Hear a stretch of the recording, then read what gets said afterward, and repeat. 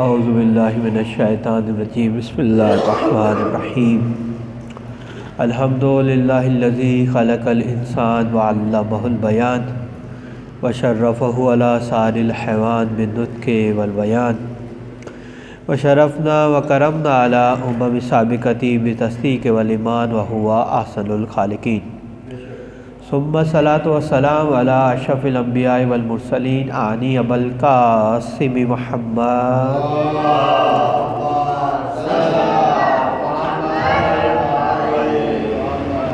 خاتم النبیین وآلہ الطیبین الطاہرین المعصومین اما بعد فقد قال اللہ سبحانہ فی کتاب المبین فہو اصدق الصادقین بسم اللہ الرحمن الرحیم من جاء بالحسنہ فلہ عشر امثالہا صلوات علی محمد وآل محمد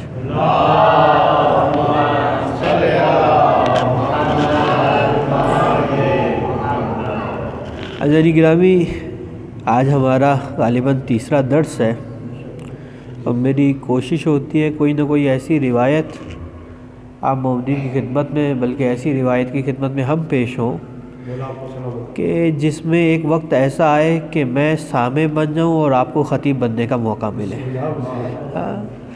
تو بہرحال آج بھی کچھ اسی طرح کی روایت ہے، اور روایت کے جو راوی ہیں ان کا نام ہے جناب جابر ابن عبداللہ انصاری۔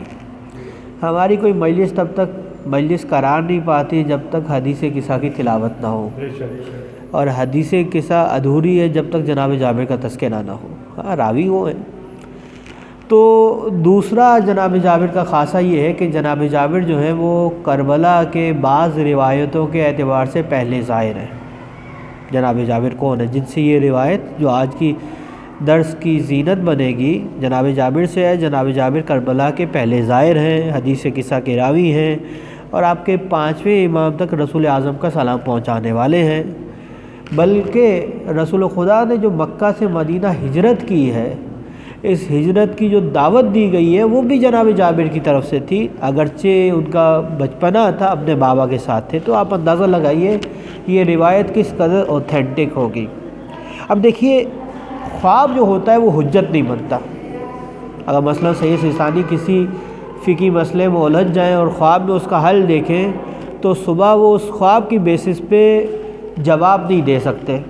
اگر وہ خواب کو دلیل بنائیں گے تو بہرحال بحث خارج میں جب علماء بیٹھیں گے تو سوال ہوگا بھائی قرآن سے جواب دیجئے یا حدیث سے جواب دیجئے۔ ہاں، تو جو خواب ہوتا ہے وہ حجت قرار نہیں پاتا۔ لیکن اگر خواب دیکھنے والے جناب جابر ہوں اور اسے حجت قرار دیں جناب امیر، تو پھر اس سے بڑھ کے بھی کوئی حجت نہیں ہے۔ جناب جابر ایک مرتبہ مسجد کوفہ میں پہنچے۔ مسجد کوفہ کیسی مقدس ترین مسجد ہے، آپ مجھ سے بہتر جانتے ہیں، اور خدا امبا ہم سب کو بار بار اس مسجد کی زیارت کی توفیق عنایت فرمائے انشاءاللہ۔ مسجد کوفہ میں پہنچے، جیسے ہی پہنچے جناب امیر ایک نماز پڑھا چکے ہیں اور ایک نماز باقی ہے۔ جیسے ہی پہنچے تو جناب امیر بیٹھے ہیں، ایک نماز ختم ہو گئی ہے، مومنین جو ہے تعقیبات میں مشغول ہیں۔ جناب جابر آئے۔ دیکھیے، ویسے تو اسلام نے طریقہ یہ بتلایا کہ آپ جب بھی کسی اجتماع میں جائیں، جہاں جگہ ملے وہاں بیٹھ جایا جائے، لیکن ہمارے ہاں مشکل یہ ہوتی ہے آتے سب سے آخر میں ہیں اور جگہ سب سے پہلے چاہیے، تو کسی کو پیر لگتا ہے، کسی کو لات لگتی ہے، ثواب ملے نہ ملے گناہ ضرور مل جاتا ہے۔ بہرحال تو جناب جابر، لوگ جانتے ہیں جناب جابر کو، جیسے ہی دیکھا لوگوں نے راستہ دینا شروع کیا، یہاں تک کہ پہلی صف میں پہنچ گئے۔ لیکن یہ کیسے ممکن ہے کہ حجت خدا کے ہوتے ہوئے، جناب امیر کے ہوتے ہوئے جناب جابر آگے بڑھ کے نماز پڑھائیں؟ ہاں، جناب جابر کو پہلی صف میں بیٹھ جانا چاہیے تھا، لیکن نہیں بیٹھے، وہ آگے بڑھ گئے۔ اب یہاں لوگ مشوش ہوئے۔ دیکھیے، صحابیت کی بڑی فضیلت ہے، لیکن صحابیت کی معراج یہ ہے کہ وہ امامت کے قدموں میں گر جائے۔ یہ صحابیت کی معراج ہے۔ جناب جابر کتنے بزرگ صحابی ہیں، جب جناب امام باقر سے ملے تو امام کے قدموں میں گر گئے۔ یہ صحابیت کی معراج کا نام ہے کہ امامت کے قدموں کا بوسہ لے۔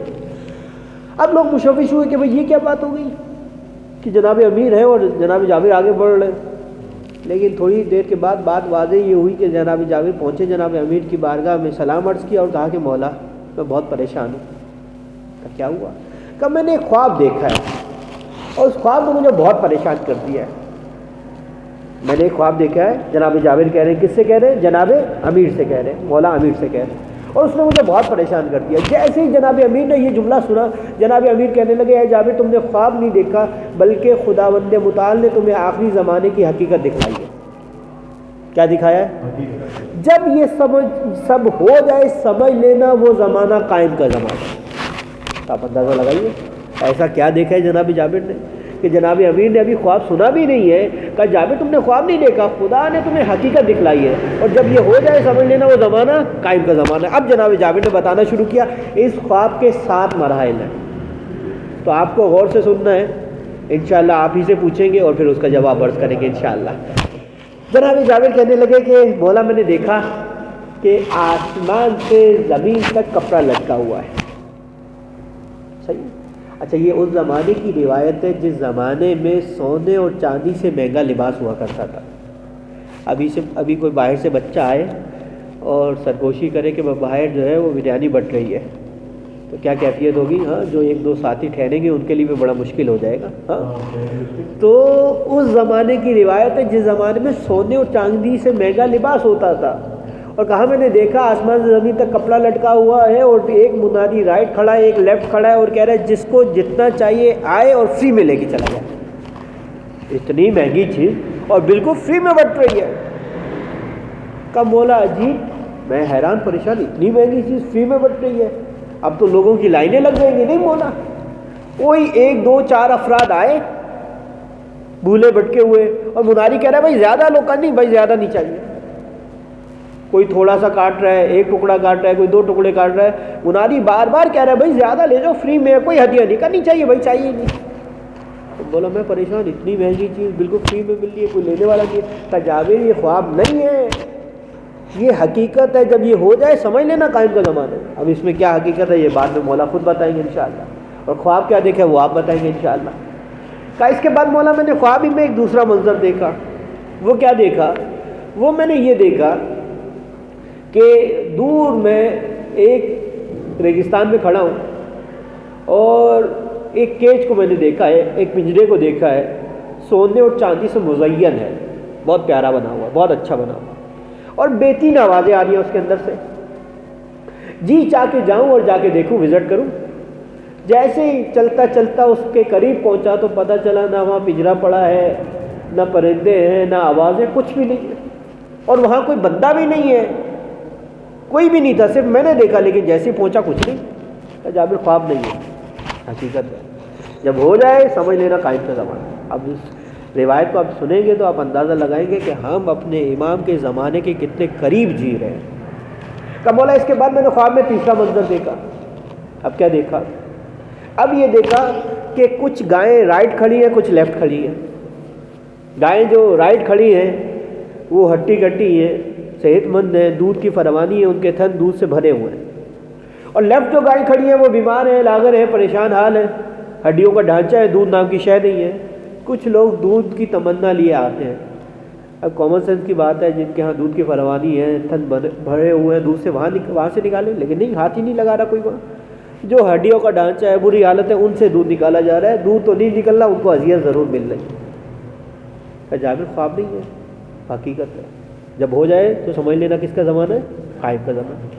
کب بولا اس کے بعد میں نے چوتھا منظر دیکھا۔ اب دو طرف افراد کھڑے ہیں، رائٹ جو افراد کھڑے ہیں وہ ایسے ہیں کہ صحت مند ہیں، توانا ہے، ہیلدی ہے، لیفٹ جو افراد ہیں وہ پریشان حال ہیں، بری حالت ہے ان کی، بیمار ہیں، چل نہیں سکتے۔ ہوتا یہ ہے کہ بیمار کی عیادت کے لیے جایا جاتا ہے، اور روایت میں اگر کوئی بیمار مومن کی عیادت کرے گا خدا اس کی قبر کو روشن کرے گا، لیکن مولا وہاں الٹی گنگا بہہ رہی تھی۔ جو صحت مند ہیں، ہیلدی ہیں، وہ ٹانگ پہ ٹانگ رکھ کے بیٹھے ہیں، اور جو بیچارے بیمار ہیں وہ دھیرے دھیرے چلتے چلتے ان کے پاس آ کے ان کی عیادت کر رہے ہیں۔ تو جابر خواب نہیں ہے، حقیقت، اور جب ہو جائے سمجھ لینا قائم کا زمانہ۔ کب بولا اس کے بعد میں نے پانچواں منظر دیکھا۔ اب آپ کہیں گے مولانا تو ہمیں زو گارڈن میں لے کے چلے گئے، ہاں روایت ہے بھائی، روایت وہ بھی جناب جابر سے ہاں جا کے پڑھیے گا. کہا کہ بولا پانچواں منظر یہ دیکھا کہ اب ایک گائے ہے اور ایسی گائے اس کے 2 منہ ہیں, ہاں, اور دونوں سے کھا رہی ہے. دیکھیے شادی میں بھی انسان جاتا ہے 500 کا کور دیتا ہے, 1000 روپے کا کھا لیتا ہے, لیکن ایک وقت آتا ہے انسان کہتا ہے بھائی اس سے زیادہ کھاؤں گا تو ظلم ہو جائے گا, پیٹ خراب ہو جائے گا, بیمار ہو جاؤں گا. ہاں تو لیکن نہیں بولا, وہ کھائی جا رہی ہے, پیٹ بھرنے کا نام نہیں لے رہا. کہا جابر خواب نہیں ہے, حقیقت ہے, ہو جائے سمجھ لینا قائم کا زمانہ ہے. کہا بولا اس کے بعد میں نے 6واں منظر دیکھا, دور تالاب دیکھا, بڑا حسین, بڑا بہترین, بڑا کمال. ہاں جی چاہتا ہے کہ اسے جا کے وزٹ کیا جائے. جیسے میں قریب پہنچا تو دیکھا کسی نے اپنے زمانے میں بہت اچھا بنایا تھا, لیکن اس کا خیال نہیں رکھا, اسے مینٹین نہیں رکھا, جس کی وجہ سے بری حالت ہے. کھائی جم گئی ہے, چیزیں خراب ہو گئی ہیں, پانی خراب ہو گیا, نل ٹوٹ گیا. اس کے بعد بولا میں نے 7واں منظر دیکھا. بولا کہ خواب نہیں ہے, حقیقت کہو, اور یہ زمانہ قائم ہے, جب ہو جائے تو ہمارے فرزند کا ظہور ہے. تو بولا 7واں منظر میں نے یہ دیکھا کہ ایک آدمی ہے جو اسپیڈ آف لائٹ سے کام کر رہا ہے. اچھا کام کیا کرتا ہے؟ رائٹ اس کے کنواں ہے جو تانبے کا ہے, لیفٹ جو کنواں ہے وہ سونے کا ہے. رائٹ کے کنویں سے پانی نکالتا ہے, لیفٹ کے کنویں میں ڈالتا ہے. رائٹ میں جو پانی ہے خدا جانے اس کنویں میں کتنی وسعت ہے کہ پانی کم ہی نہیں ہو رہا, اور لیفٹ والا جو کنویں خدا جانے اس میں کتنی وسعت ہے کہ پانی بھر ہی نہیں رہا. جابر خواب نہیں ہے, حقیقت ہے. اور یہ جب ہو جائے تو سمجھ لینا کس کا زمانہ ہے, قائم کا زمانہ. کہ بولا یہ 7 مناظر دیکھے ہیں, مجھے تو کچھ سمجھ میں نہیں آیا, اور آپ کہہ رہے ہیں کہ یہ زمانہ قائم کا زمانہ ہے. اب ذرا بتلائیے. ہاں بیٹا کیا نام ہے آپ کا؟ شہباز بھائی. پہلا منظر کیا تھا بھائی؟ حسن تم صلوات عطیہ کیجیے بھائی ان کے لیے.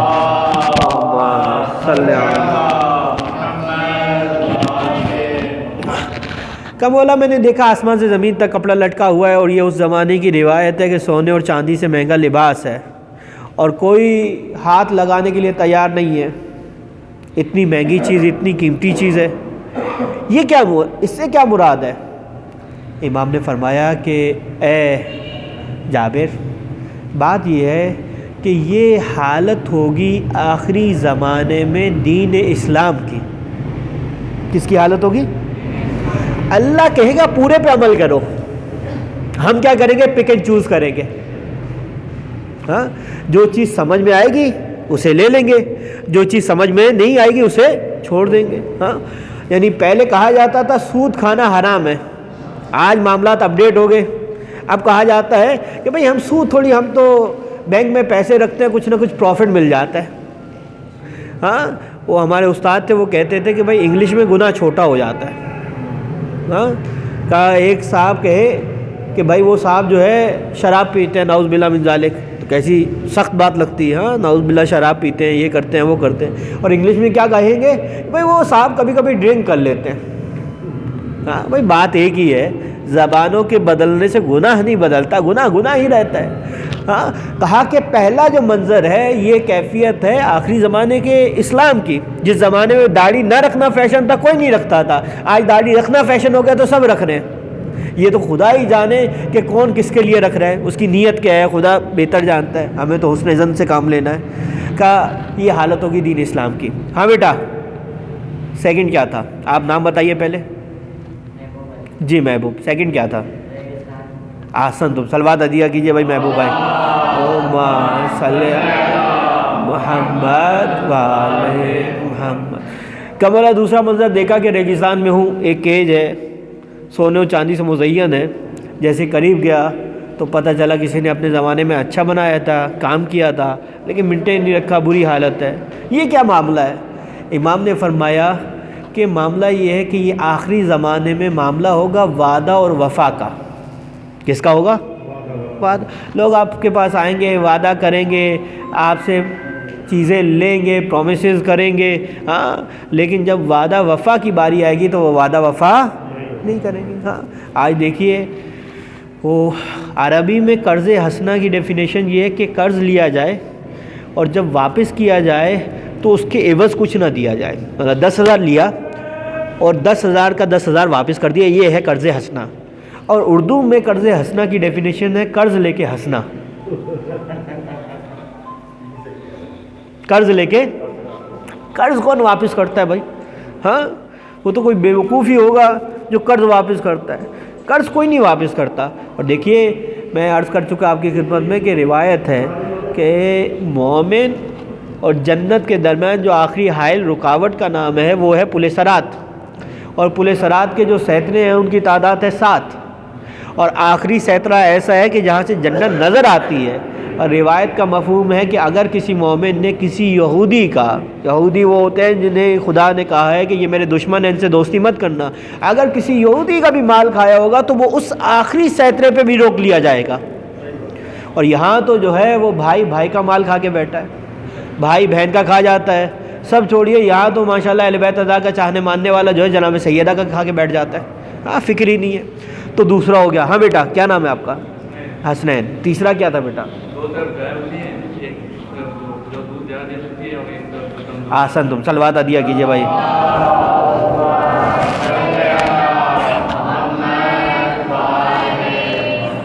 کمولا یہ آپ سب سے زیادہ اس کو محسوس کریں گے. کمولا یہ تیسرا منظر جو میں نے دیکھا، رائٹ گائیں کھڑی ہیں، لیفٹ گائیں کھڑی ہیں. رائٹ والی گائیں جو ہے وہ بیمار ہیں، لیفٹ والی گائیں جو ہے صحت مند ہے، دودھ کی فراوانی ہے. اور دودھ کے متمنی آتے ہیں تو جن کے ہاں دودھ کی مشکل ہے ان سے دودھ نکالا جا رہا ہے، جن کے ہاں دودھ کی فراوانی ہے اس سے کوئی ہاتھ ہی نہیں لگاتا. یہ کیا کیفیت ہے؟ امام نے فرمایا آخری زمانے میں سارے ٹیکسز لگیں گے غریب عوام پہ، امیروں کو کوئی پوچھنے والا نہیں ہے. آج آپ ڈی ایچ اے کے چلے جائیے، کلفٹن چلے جائیے، وہ صاحب جس گھر میں رہتے ہیں اس کی جو ایکچوئل پرائس ہے وہ ہوگی 50 کروڑ اور ایف بی آر میں 50 لاکھ ہوگی. ہاں وہ ٹیکس دیتا ہوگا 50 لاکھ کا اور قیمت کتنی ہے 50 کروڑ. یہ سب کو پتہ ہے، پورے سسٹم کو بھی پتہ ہے کہ معاملہ کیا ہے، لیکن بہرحال سسٹم ہی ایسا ہے. اور لیکن غریب جو ہے اس کے لیے اتنے ٹیکس ہیں، اتنے مسائل ہیں. ایک چیز آج کچھ کی ملتی ہے، اگلے دن جائیں تو 2 4 5 روپے بڑھ جاتے ہیں. تو اور سب سے بڑا ظلم یہ ہے ہمارے ملک میں کہ زراعت پہ ٹیکس ہی نہیں ہے. یعنی ایسے ایسے افراد آپ کو ملیں گے، چودھری لیجئے، وڈیرے لیجئے، جن کی 10 ہزار ایکڑ زمین ہے لیکن ٹیکس ہی نہیں ہے. ہاں ٹیکس ہی نہیں ہے. لاکھوں کمائے، ہزاروں کمائے، کروڑوں کمائے، کوئی ٹیکس ہی نہیں ہے. فرمایا چوتھا منظر سرکار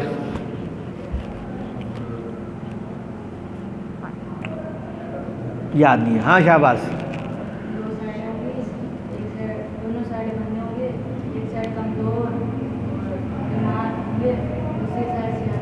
صلوات عدیہ کیجئے بھائی. اللہم صلی علی محمد وعلی محمد. فرمایا کہ بھائی 2 طرف افراد ہیں، ایک طرف بیمار ہے، کمزور ہے، دوسری طرف جو ہے صحت مند ہے. ہو کیا رہا ہے کہ کمزور جو ہے وہ بیٹھے ہیں اور جو صحت مند ہے وہ صحت مند بیٹھے ہیں، کمزور ان کے پاس جا رہے ہیں اور ان کی عادت کر رہے ہیں. ہونا یہ چاہیے تھا صحت مند کو کمزور کے پاس، بیمار کے پاس آنا چاہیے تھا. یہ کیا معاملہ ہے؟ امام نے فرمایا آخری زمانے میں ہوگا یہ. اللہ نے آپ کو مال دیا ہے، ضروری نہیں ہے بہت زیادہ دیا ہے نا بھائی، گھر ہے، کھاتے ہیں پیتے ہیں. اب آپ کی ذمہ داری ہے کہ اپنے مال میں سے کچھ مال نکال کے مستحق تک پہنچائیں. ہاں اگر خمس نکالا ہے، 2000 ہے، 200 روپے ہے، 20 روپے ہے، تو آپ کو سید کو تلاش کرنا ہے. سید کو آپ کی بارگاہ میں نہیں آنا، سید کو آپ کے پاس آگے آپ کی خوشامد نہیں کرنی ہے. مستحب صدقہ بھی ہے تو آپ کو جانا ہے، فقیر کو دینا ہے. فقیر آ کے آپ کی تعریفیں کریں، صاحب آپ تو ایسے اور آپ ایسے اور آپ اسے دیں، تو وہ صدقہ پتہ نہیں صدقہ بنے گا بھی یا نہیں بنے گا. یہ تو آپ نے تعریف کے پیسے دے دیے. ہاں اور دیکھیے ہم کس امام کے ماننے والے ہیں کہ جب سید سجاد کسی کو صدقہ دیتے ہیں تو پہلے اس کے ہاتھ کا بوسہ لیتے ہیں، پھر اس پہ پیسے رکھتے ہیں، پھر شکریہ ادا کرتے ہیں. کسی نے کہا مولا یہ کیوں؟ کہا دیکھو ہاتھ کا بوسہ اس واسطے، یہ ہاتھ اس کا نہیں ہے، خدا کا ہاتھ ہے.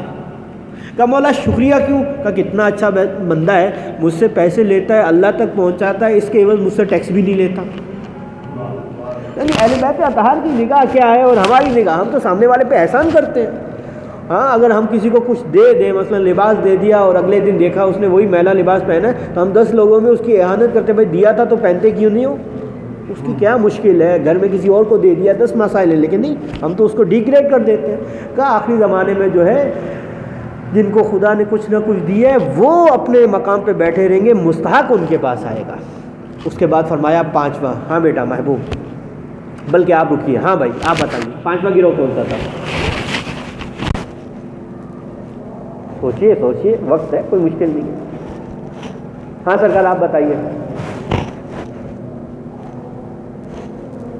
آج آپ ہمارے ساتھ درس میں نہیں ہے اس کا مطلب؟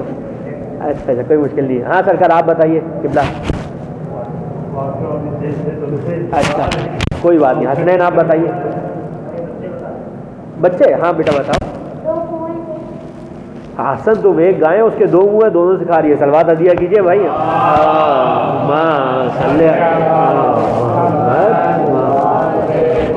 چلا ہمارے بچے بڑے جینیس ہیں ماشاءاللہ۔ کیا نام ہے بیٹا آپ کا؟ ماشاءاللہ، خدا آپ کو سلامت رکھے، دنیا میں بھی آزاد کرے، آخرت میں بھی آزاد کرے۔ اچھا فرمایا کہ ایک گائے اس کے دو منہ ہیں، دونوں سے کھا رہی ہے، تو بولا کیا کیفیت ہے، کیا معاملہ ہے؟ امام نے فرمایا یہ حالت ہوگی آخری زمانے میں بزنس مین حضرات کی۔ کس کی حالت ہوگی؟ رزق حلال بھی کھائیں گے، رزق حرام بھی کھائیں گے، لیکن جب بھی سیٹ سے ملاقات ہوگی بھائی کام نہیں ہے۔ ہاں حالات بڑے سخت ہیں۔ ہاں دیکھیے بھائی، یہ ابا ہے، یہ میں نے خریدی ہے، فرض کیجیے 2000 روپے کی، میں اسے بیچتا ہوں 10,000 کی۔ شریعت مجھے منع نہیں کرتی، شریعت نے مجھے اس بات کا پابند نہیں کیا کہ مجھے کتنا پروفٹ لینا ہے۔ میں 1000 کی چیز 10,000 کی بھی بیچ سکتا ہوں، 10 لاکھ کی بھی بیچ سکتا ہوں، مجھے شریعت پابند نہیں کرتی۔ لیکن ہمارے کاروباری بھائی اپنے رزق کو حرام کیسے کرتے ہیں؟ وہ اپنے رزق کو حرام اس طرح کرتے ہیں کہ چیز لی ہے 1000 روپے کی، ڈیمانڈ کرتے ہیں 5000 کی، سامنے والا کہتا ہے بھائی 3 کی دے دو، تو وہ کہتا ہے 2500 کی خرید ہے، تمہیں 3 کی کیسے دے دوں؟ سمجھ رہے ہیں؟ اس طرح دھوکہ دہی کر کے وہ اپنے رزق کو حرام کرتا ہے۔ ورنہ وہ کہیں کہ بھائی میری چیزیں میں مجھے اتنے کی دینی ہے، لینی ہے تو لو، ورنہ نہیں، تو کوئی مشکل نہیں ہے۔ شریعت آپ کو اس بات کا پابند نہیں کرتی کہ آپ کو کتنا پروفٹ لینا ہے، جائز پروفٹ اتنا نہیں، بھائی شریعت نہیں کہتی۔ شریعت کہتی ہے آپ کی چیزیں جتنی مرضی کی بیچی ہے، لیکن یہ کہنا بھائی خریدی اتنے کی ہے، یہ ظلم ہے، یہاں پہ دھوکہ دہی آ جاتی ہے۔ اور فرمایا کہ چھٹا گرو، ہاں شاباش، چھٹا گرو بیٹا۔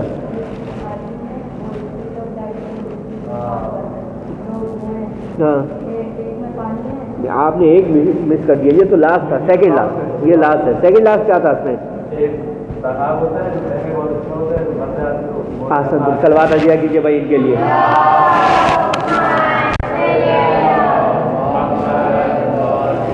کہا کہ معاملہ یہ ہے کہ ایک تالاب ہے، یہ جملہ بھی بہت اچھے طریقے سے آپ محسوس کریں گے، جیسے آپ نے ٹیکسیز والا محسوس کیا نا، یہ بھی کریں گے۔ کہ ایک تالاب ہے، بہت شاندار بنا ہوا ہے، جیسے مولا میں قریب گیا وزٹ کرنے کے لیے تو پتہ چلا کسی نے اپنے زمانے میں بہت اچھا بنایا تھا، لیکن اسے مینٹین نہیں رکھا، خیال نہیں رکھا، جس کی وجہ سے بری حالت ہے، کھائی جم گئی ہے، برے حالات ہیں۔ کہ مولا کیا ہے؟ کہ آخری زمانے میں یہ حالت ہوگی بعض علماء کی، دور سے بڑے اچھے لگیں گے، بڑی اچھی ابا کبا ہوگی، سر پہ امامہ ہوگا ماشاءاللہ، اور پروٹوکول ہوگا، میڈیا ٹیم بہت ایکٹیو ہوگی، ہاں کلپس بنیں گے، یہ ہوگا وہ ہوگا، بہت فعالیت ہوگی۔ لیکن جب آپ ان کی محفل میں بیٹھیں گے تو پتہ چلے گا نہ دین ہے نہ تقوی ہے، کچھ بھی نہیں ہے، صرف باتیں، نہ علم نہ تقوی، کچھ بھی نہیں۔ اس وجہ سے بعض بزرگ کہتے ہیں کہ مولویوں سے دور کی دوستی اچھی ہوتی ہے، زیادہ قریب ہو گئے تو متنفر ہو جاؤ گے۔ ہاں بہرحال بعض علماء ایسے، دیکھیے ہر فیلڈ میں اچھے برے لوگ تو ہوتے ہیں۔ تو فرمایا یہ حالت ہے آخری زمانے کے علماء کی، اور فرمایا مولا وہ آخری منظر کہ جس میں ایک آدمی اسپیڈ آف لائٹ سے کام کر رہا ہے، یہاں سے پانی نکال رہا ہے، وہاں پانی ڈال رہا ہے، نہ یہاں کا پانی کم ہو رہا ہے نہ وہاں کا پانی بھر رہا ہے۔ کہ یہ جو درمیان میں آدمی ہے اس کا نام ہے حضرت اسرائیل۔ یہاں دنیا ہے وہاں آخرت ہے، یہاں لوگوں کی آمد ہو رہی ہے، وہاں لوگوں کو منتقل کیا جا رہا ہے۔ اور امام کے ظہور کی علامات میں سے ایک سب سے بڑی علامت جو قرار دی گئی وہ ہے کثرت سے اموات کا ہونا۔ دیکھیے، اور وہ بھی ناگہانی اموات کا ہونا۔ پہلے ایکسیڈنٹ کیا ہوتا تھا، کوئی آدمی جو ہے وہ ناکے سے گر گیا، ٹانگ ٹوٹ گئی، ہڈی ٹوٹ گئی، ہاں میکسیمم ہوا تو مر گیا۔ آج کیا ہوتا ہے کہ ایک پلین جو ہے وہ کریش کر جاتا ہے، 200 400 500 1000 لوگ مر جاتے ہیں۔ پٹی جو ہے ٹرین سے پٹی اتر گئی اور جو ہے 1000 لوگ مر گئے۔ ایک صاحب آتے ہیں جنت کی تمنا لیے مسجد میں دھماکہ کرتے ہیں، 200 لوگ 400 لوگ مارے جاتے ہیں۔ تو آج دیکھیے ایک ایک حادثے میں کتنے لوگ مارے جاتے ہیں۔ تو کہا کہ سب سے زیادہ کثرت سے جو اموات ہوں گی وہ آخری زمانے کی علامات میں سے۔ آج دیکھیے آج زمان بھی جا رہا ہے، آج کیسی کیسی بیماریاں آ گئی ہیں، ہاں کیسے مسائل آ گئے ہیں۔ اب دیکھیے سوال یہ ہے کہ اگر مجھے میرے وقت کے امام کو یاد کرنا ہے تو اس کا کیا طریقہ ہے؟ ہاں یہ تو علامات ہم نے ڈسکس کی، اس کا کیا طریقہ ہے؟ دیکھیے بات یہ ہے کہ زیارت عاشورہ جو ہے یہ مختص ہے ابا عبداللہ سے، زیارت وارثہ مختص ہے ابا عبداللہ سے۔ اب رجب آیا، رجب کا آغاز ہوا 5ویں امام کی ولادت کے ساتھ، پھر 10ویں امام کی شہادت، آج ولادت کی شب ہو جائے گی، ہاں تو یہ دن چلتے جا رہے ہیں۔ اب سوال یہ ہے کہ میرا جی چاہتا ہے کہ میں ائمہ کو سلام کروں، زیارت عاشورہ تو لوگ پڑھتے ہیں، زیارت وارثہ تو پڑھتے ہیں، دیگر ائمہ کو سلام، اور سب سے بڑھ کے میرا جی چاہتا ہے اپنے وقت کے امام کو سلام کرنے کا، تو میں کیا کروں؟ دیکھیے ہمارے ہاں زیارتوں میں ایک ایسی زیارت ہے جو ہر امام کے لیے پڑھی جا سکتی ہے، ہر امام کے لیے، پہلے امام سے لے کے 12ویں امام تک، اور بالخصوص 12ویں امام کے لیے تو روزانہ پڑھی ہے، ہر امام سے مختص ہے، ہر امام سے مختص ہے۔ اور وہ زیارت کتنی دیر کی ہے بھائی؟ 10 منٹ کی، 15 منٹ کی، 20 منٹ کی؟ نہیں بھائی، 4 سے 5 منٹ کی میکسیمم زیارت ہے، اور اگر آپ پڑھنے لگ جائیں گے، روٹین میں آ جائیں گی تو 3 ساڑھے 3 منٹ میں ختم ہو جائے گی۔ زیارت کا نام کیا ہے؟ زیارت ہے، دعا نہیں ہے۔ آسان، اچھی بات ہے، بچے بولے خوشی ہوتی ہے۔ کہا کہ اس زیارت کا نام ہے زیارت امین اللہ۔ کیا نام ہے؟ آج جائیے گا مفاتی میں دیکھیے گا، ہاں۔ اور یہ کون سی زیارت ہے؟ جب آپ نجف جاتے ہیں مولا امیر کے حرم میں، آپ زیارت امین اللہ پڑھتے ہیں، اور پھر رخ کرتے ہیں کربلا کو، اور زیارت عاشورہ پڑھتے ہیں۔ کیوں؟ جب آپ کے چھٹے امام آئے تھے عراق زیارات کے لیے تو انہوں نے اس طرح زیارت امین اللہ پڑھی تھی۔ اور اس کا ثواب کیا ہے؟ اس کا ثواب یہ ہے کہ شیخ عباس قمی نے مفاتیح الجنان میں لکھا کہ اگر کوئی مومن، سرکار آپ کا اسم گرامی شبیر صاحب، مولانا نے جو ہے زیارت امین اللہ پڑھی، روایت میں جیسے کوئی مومن زندگی میں ایک مرتبہ بھی زیارت امین اللہ پڑھتا ہے، جیسے وہ زیارت پڑھتا ہے، یا کہ مفاتیح میں روایت دیکھیے گا، اس کے ساتھ ایک ملک کھڑا ہوتا ہے، وہ زیارت لکھ لیتا ہے، اس کا نام لکھ لیتا ہے، اس پیپر کو فولڈ کرتا ہے، چوتھے آسمان پہ لے جاتا ہے، رسول خدا کو دیتا ہے، رسول خدا اس پہ اپنی اسٹیمپ لگاتے ہیں، اسے رکھ دیتے ہیں۔ اور جب امام کا ظہور ہوگا، انشاءاللہ جلد ہوگا، وہ سارے جو فائلیں ہیں وہ منگوائی جائیں گی۔ جس نے امام کے لیے زیارت پڑھی، 12 کے 12 اماموں کے لیے پڑھی جا سکتی ہے، ہاں، پہلے کے لیے پڑھی، 7ویں کے لیے پڑھی، 10ویں کے لیے پڑھی، 11ویں کے لیے پڑھی، ساری فائلیں منگوائی جائیں گی۔ جس نے پڑھی، اگر وہ حیات ہے تو مولا کی خدمت میں آئے گا، نہیں ہے تو اسے قبر سے اٹھایا جائے گا حکم امام سے، اور امام سے کہیں گے کہ بھائی میرے پاس تمہارے لیے ایک آفر ہے، تو مولا حکم کیجیے۔ کہ دیکھو میرا لشکر آمادہ ہو رہا ہے، اگر تمہیں میرے لشکر میں شامل ہونا ہے تو مجھے کوئی اعتراض نہیں ہے۔ تو جو مولا کے لشکر میں مولا کی اس آفر کو ایکسیپٹ کرے گا وہ صلوات ہدیہ کر دے۔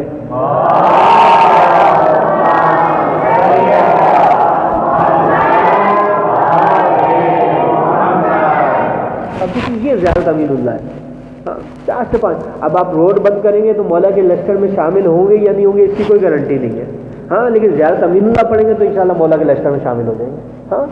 اچھا، وہ دیکھیے یہ زیارت کا کیا اثر ہے کہ عائد اللہ کوئی فرماتے ہیں کہ جب ابتدائی زمانے میں عراق میں گیا، ہاں، علماء اخلاق کہتے ہیں کہ اگر کوئی گناہ گار ترین آدمی بھی ہے، وہ کہیں سے گزرتا ہے تو قرآن کی تلاوت سنتا ہے تو کہیں نہ کہیں اس کی روح پہ، اس کے جسم پہ قرآن کے وہ الفاظ اثر انداز ہوتے ہیں، ہاں۔ اور قرآن ایک صامت ہے، ایک ناطق ہے، ہاں۔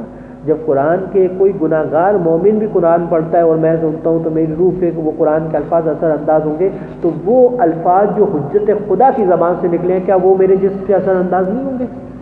عید اللہ کوئی کہتے ہیں ابتدائی زمانے میں جب نجف اشرف گیا، اتحاد کی بات نہیں ہے، وہ تو بہت بعد کا مرحلہ ہے، ابتدائی زمانے میں جب میں نجف اشرف گیا تو لوگ آتے تھے، وہ کہتے تھے مولانا یہ ہمارے والد کے لیے، بھائی کے لیے، دادا کے لیے جو ہے ان کی ثواب کے لیے زیارت امین اللہ پڑھ لیجیے۔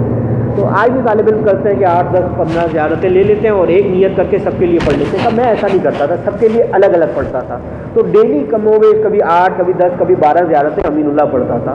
کہ وہ جو 8، 10، 12 زیارتیں امین اللہ پڑھتا تھا، ابتدائی زمانے میں اس کا اثر یہ ہوا کہ میں جب درس میں بیٹھتا تھا تو میں چہرہ دیکھ کے بتا دیتا تھا کون سا آدمی اس وقت وضو میں ہے، کون بغیر وضو سے۔ دیکھیے اہل بیت اطہار نے کیسے کیسے خزانے دیے ہمیں، ہاں، کیسے کیسے خزانے دیے۔ یہ آپ کے 10ویں امام کا دن ہے، 10ویں امام نے جو کام کیا ہے وہ کیا کمال کام کیا ہے، ہاں۔ زیارت عاشورہ آپ کے چھٹے امام نے تعلیم فرمائی ہے، ہاں۔ زیارت امین اللہ آپ کے چھٹے امام نے تعلیم فرمائی ہے، اور آپ کے 10ویں امام نے جو زیارت تعلیم فرمائی ہے اس زیارت کا نام ہے زیارت جامعہ، ہاں۔ اور یہ وہ زیارت ہے کہ جس میں آپ کے امام نے نہ صرف زیارت تعلیم فرمائی ہے بلکہ اس میں قرآن کی 30 آیات کو بھی کوٹ کیا ہے، 30 آیات کو بھی کوٹ کیا ہے۔ اور اگر آپ کو خدا کا تعارف پڑھنا ہے تو آپ جوشن کبیر پڑھیے جس میں خدا کی 1000 صفات کا تذکرہ ہے، اور اگر آپ کو امامت کا تعارف پڑھنا ہے تو آپ زیارت جامعہ پڑھیے، جس میں آپ کے 10 میں مولا آقا جو ہیں وہ تعارف کروا رہے ہیں۔ دیکھیے ہم نے کچھ 30-35 منٹ جناب جابر کی روایت کو ڈسکس کیا، زمانہ امامت کی علامات کو، تو یہ کیسے ممکن ہے کہ ہم امام زمانہ کا تذکرہ کریں اپنے درس میں اور ان کے جد امام ہادی کا تذکرہ نہ کریں؟ مصیبت ہے نا آپ کے امام کی، کیسی مصیبت ہے۔ آپ جب زیارت پہ جاتے ہیں، خدا ہم سب کو بار بار زیارت پہ لے کے جائے، آپ جب عراق زیارت پہ جاتے ہیں تو وہاں بلد جاتے ہیں سید محمد کی زیارت کے لیے۔ سید محمد جوانی میں مارے گئے، کیوں مارے گئے؟ اس لیے کہ لوگوں کو اشتباہ ہو گیا کہ یہ امام ہادی کا جو فرزند سید محمد ہے یہ 11واں امام ہے۔ اس اشتباہ میں سید محمد کی شہادت ہوئی ہے، اور خدا کا دیکھیے کیسا انصاف ہے کہ اگر آپ امامت کے دفاع میں شہید ہوئے تو جو آپ کے وسیلے سے اولاد مانگے گا خدا اس دعا کو رد نہیں کرے گا۔